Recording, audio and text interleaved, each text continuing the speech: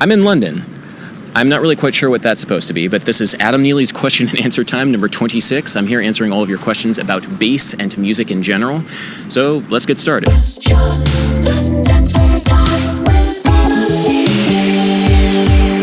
Joe MacDonald writes, All right, so I've been watching all of your videos, and I'm a huge fan. I've got a running bet with all of my musician friends that also know you. Are you a fixed do or a movable do kind of guy? Or somewhere in between? Do you use solfege regularly? And if so, when? So I'm a movable do guy, but that's mainly because I speak English. Now, I know in other languages, C is literally do, and D literally is re. Like, there's no differentiation. In English, there can be a differentiation. Do can mean 1, like the first degree of the scale, and that'd be very confusing. It's like if C meant something different depending on which particular key you were in. That's very confusing. And so I think it really comes down to what language you learned music in first, whether or not you're going to be more susceptible or amenable to fixed do or movable do. There might be advantages to either one, but I think it comes down to natural language. Kwei Andoh writes, Jeff's viewpoint isn't necessarily wrong, but I feel like the music as being explicitly academic is, well, explicitly false, lol. Music is, first and foremost, a cultural product. Academic exploration and development of music came later. This idea that music was only taught academically for half a millennia looks almost exclusively at Western Europe. Granted, the vast majority of music education as we know it today is built on that foundation, sure, thank colonization, but we've come to understand that Western European framework describes all music throughout all history, which is simply not the truth, but it's all most people know. So normally I am on the lookout for, things which might be too Eurocentric or too Western in their approach to music making. Of course, it is a very globally dominant sort of culture, but at the same time, I do like adopting a little bit more holistic of a viewpoint. Now, at the same time, Jeff's point about academic music, and that's the way that you should learn, applies even more so to non-European systems, because prior to the European system, across all cultures, was the master-apprentice system.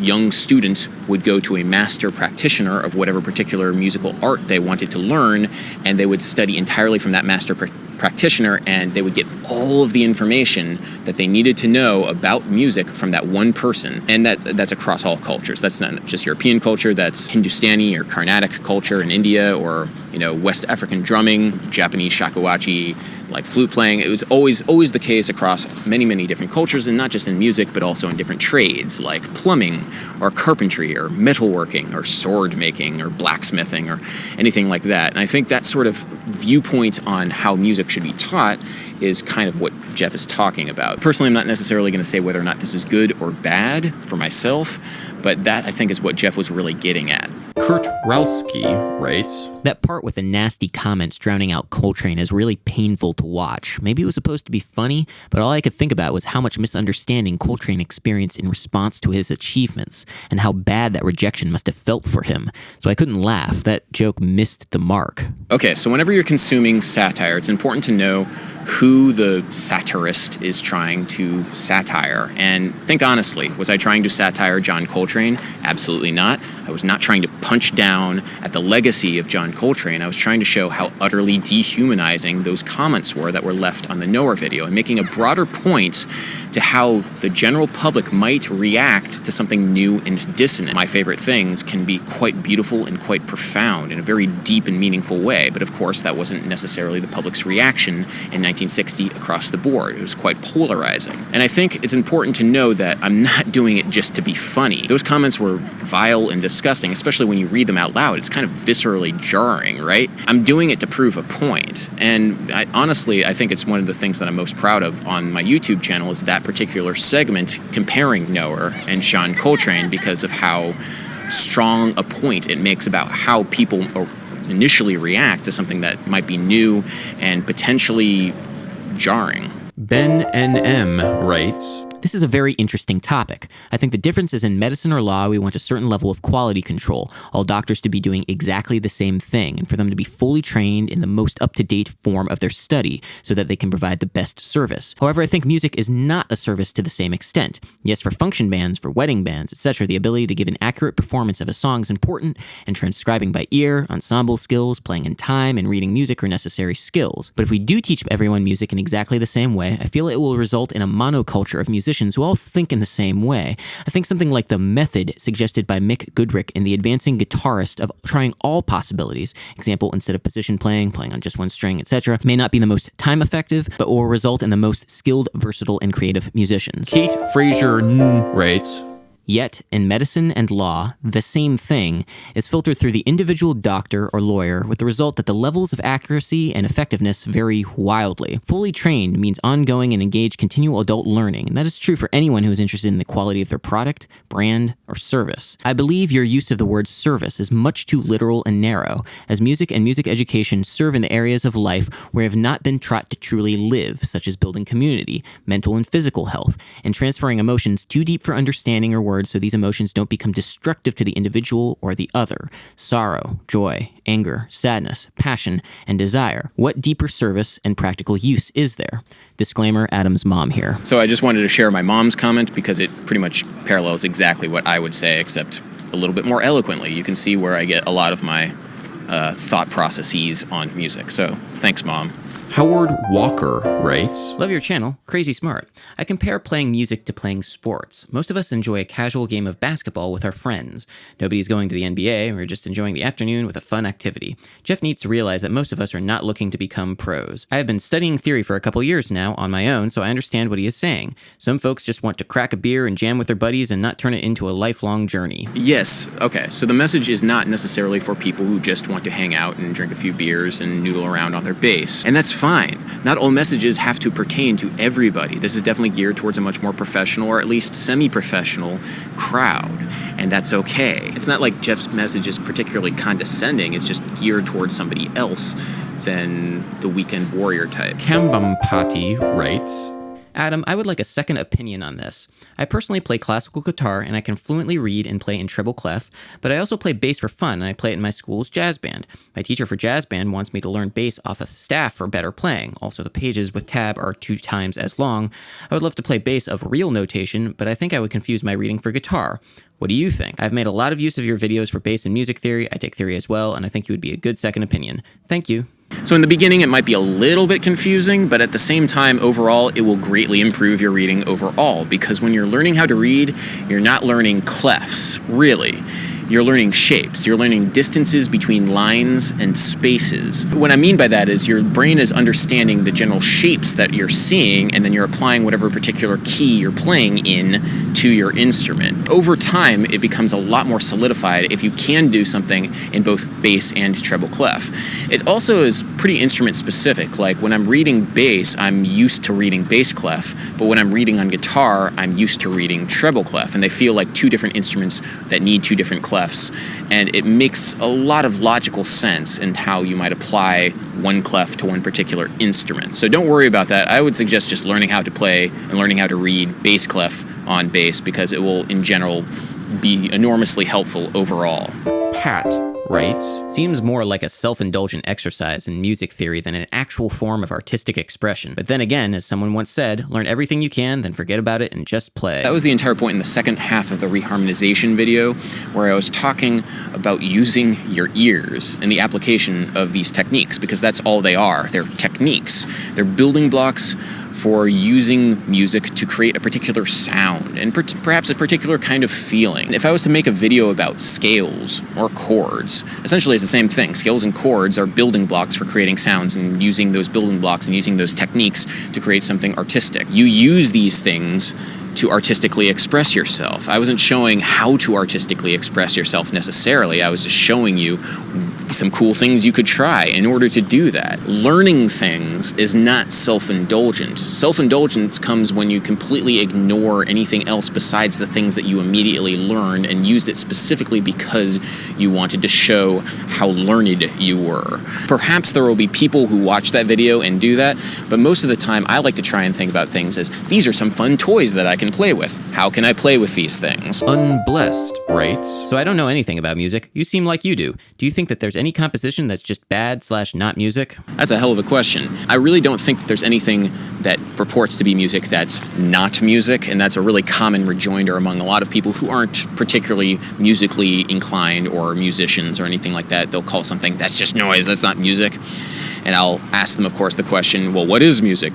Something that sounds good? great. Then we get back to the Noah or John Coltrane comparison. Super. Now, whether or not a piece of music is good or bad, I think could somewhat be objectively stated, sort of. And I think that the degree of which a piece of music is good or bad comes down to how well it achieves a certain aesthetic. It's an incredibly complex thing and potentially contentious to say that there can be objectively good or bad music, but I think having some degree of objectivity can actually help illuminate a lot of things within music. Now, I'm not saying that your taste in music should be objective, like everybody should like something or should not like something, but you can at least appreciate it from a little bit more distanced intellectual level and understand what a person is trying to do with the music that they were making. And through that, you can learn a lot more than just saying this piece of music is good, this piece of music is bad, or saying there's no such thing as good music or no such thing as bad music.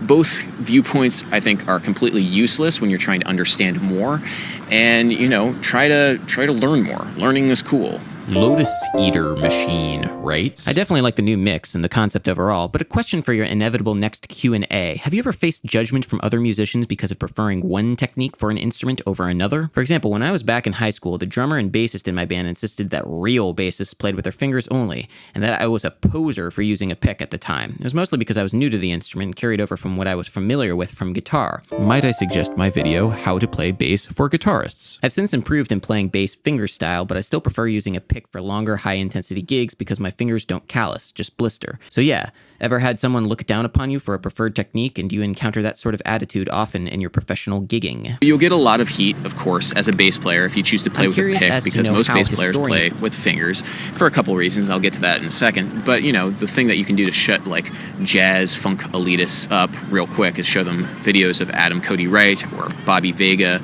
or Steve Swallow. They all play with a pick. They're all incredible jazz funk bass players, and they shred like crazy. They're awesome. The thing is whenever you play with a pick, you're limiting a lot of the sort of vocabulary that you normally might play with a bass, and you're kind of pigeonholing yourself in a very, very particular sort of style. And that's fine. If your particular musical interests and your particular musical genre leads to that style, that's fine. But I can say that in my personal experience, playing with your fingers opens a lot more opportunities to you. So just like the musical relativism, which might say that all music is good, or the musical extremism, which might say this music is good and this music is bad, the picks versus fingers thing, there's kind of a gray area in the middle, which I kind of like to understand because there's a little bit more nuance to the question.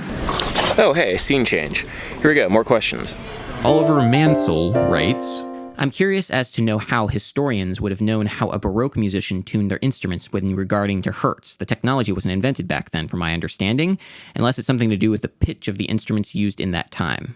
Yeah, I was curious about that when I was researching that video, and I found that apparently period instruments that have survived from the Baroque area are generally tuned a lot lower, and that's how we know that they tuned their instruments a little bit lower. But the big thing is that there's a wild difference in terms of country what the pitch is. So in Germany, the pitch might have been different than what it was in France, than what it was in Italy. It wasn't really standardized until, of course, the 20th century, and I found that really interesting. So it's really just that people found surviving instruments and then measured that in hertz, because of course they couldn't do that back in the Baroque era. SkilFire writes, have you met Janek Gwizdala? He's a bassist from Berkeley as well. What do you think of him?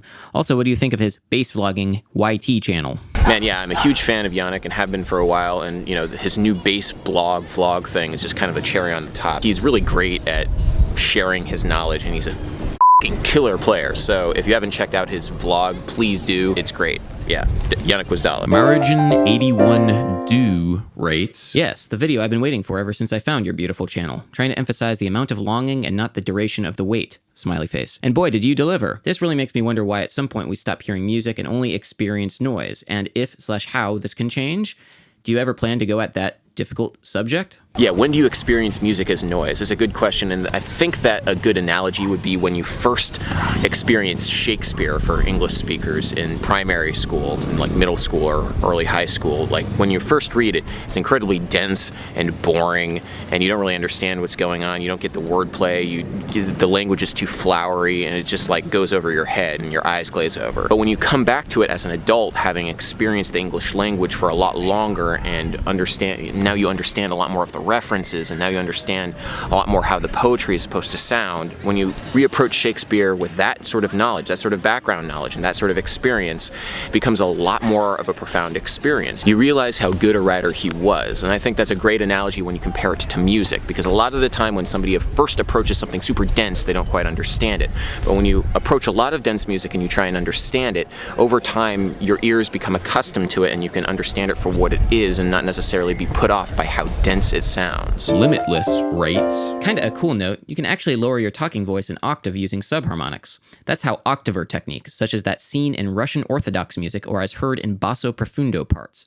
The human vocal cords are not long enough to produce those chords, but when the vocal cords only come together half of the time you are singing, say, an A1, you will be producing an A0. This has been used for centuries. Yeah, that was a little bit of an oversight to not include subharmonic singing in the Subharmonic music video, and it was kind of on purpose. I honestly didn't know a whole lot about subharmonic singing, and I honestly thought that those Russian basses, the Stro basses, were singing using a form of vocal fry, so not really subharmonics, using basically that whole sort of sound and being able to control it. But it turns out that that's not necessarily the case. There are other things involved, and there was a particular technique that I think is pretty cool that I thought I would share, that sometimes they use this idea of the Tartini tone or combination tone. Basically what happens is when you sing a fundamental like A, and then you also split your voice, I'm not sure how they do that, but you split your voice so that you then sing an E above it, it creates a combination tone of an A an octave lower.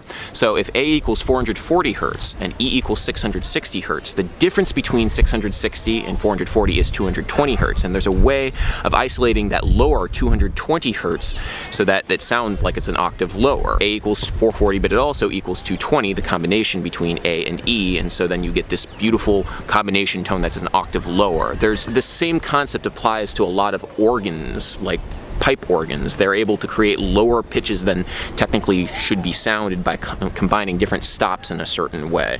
So I thought that was interesting, and it was a little bit of an oversight, but now I can share it with you guys. Anyway, this has been Question and Answer time at number 26 with Adam Neely. I hope you've enjoyed this little foray. I'm in London for the next week or so.